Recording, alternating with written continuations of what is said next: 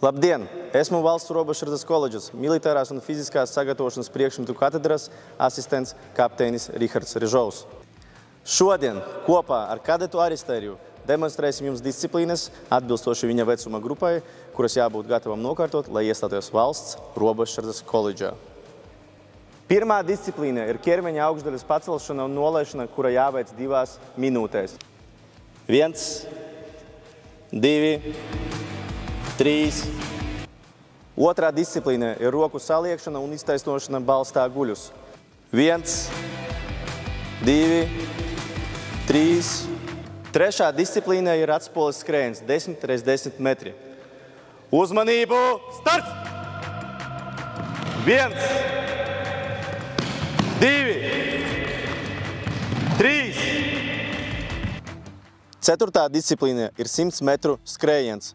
Ieņemt vietas. Uzmanību! Starts!